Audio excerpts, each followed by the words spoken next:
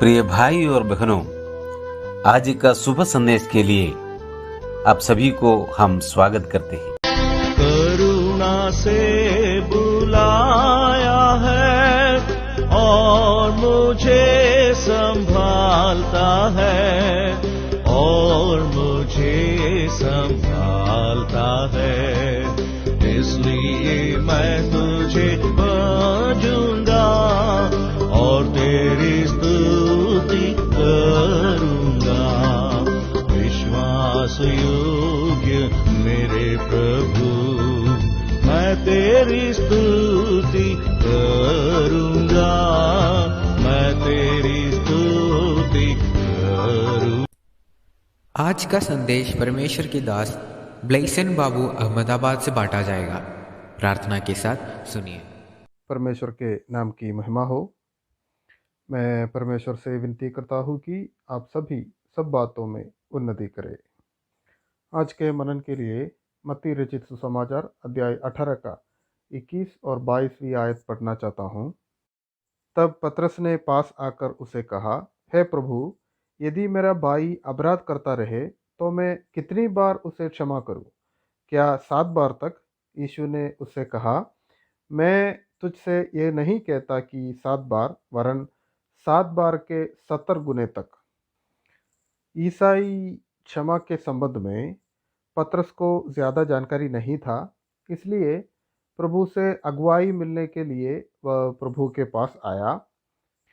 किसी भी विषय में प्रभु का अगुवाई लेना बहुत अच्छी बात है, क्योंकि जैसे हम अपनी अज्ञानता की सीमा को समझे।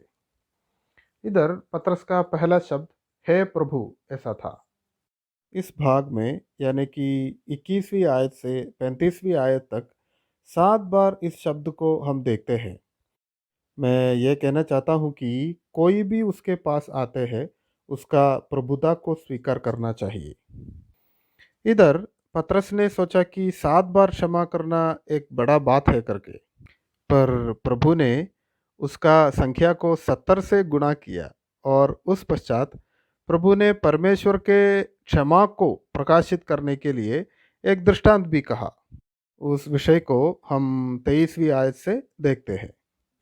इस दृष्टांत हमें ये सिखाते हैं कि पाप एक कर्ज है और इसलिए ये हमारा कंगालपन को भी दिखाते हैं।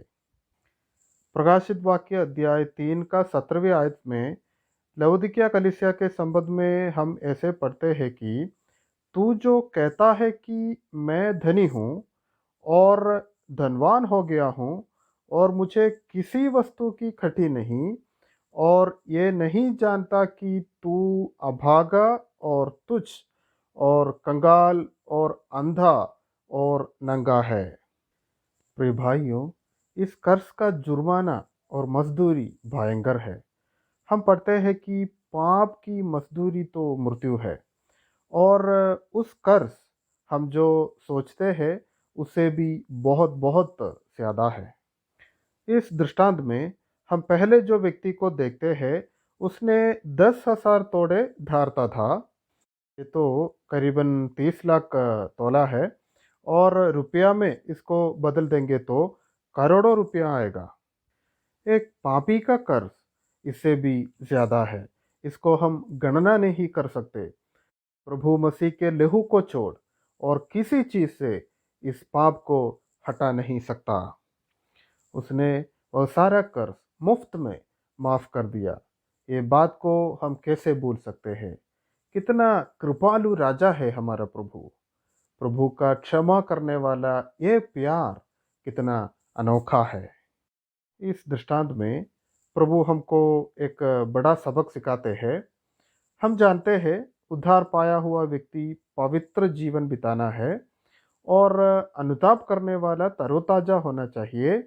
वैसे ही जिसको क्षमा मिला है वह क्षमाशील होना चाहिए। प्रिय भाइयों, जैसा प्रभु यीशु मसीह का स्वभाव था, वैसा ही हमारा भी स्वभाव हो।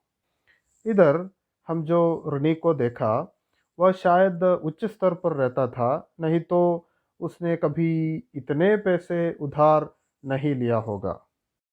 राजा ने तरस खाकर उसे छोड़ दिया और उसका धार क्षमा किया। वह निकलने के बाद रास्ते पे उसके संगी दासों में से एक को मिला, जो उसके 100 दिनार धारता था, यानी कि 3 तोला। उसने उसे पकड़कर उसका गला घोट और कहा, जो कुछ तू धारता है भर दे। उसका संगी दास गिरकर विनती किया, पर उसने नहीं माना और उसने अपना संगी दास को बंदीगृह में डाल दिया। जब राजा को इस बात का पता चला तो वह क्रोध में आकर उसे, जिसका उसने धार क्षमा किया था, दंड देने वालों के हाथ में सौंप दिया। भाइयों, ये दृष्टांत हमारे लिए एक बड़ा सबक है। हम अपने भाईचारों को मन से क्षमा करना चाहिए। हम क्षमा पाया हुआ लोग हैं, इसलिए हम क्षमा करने के लिए बाध्य है।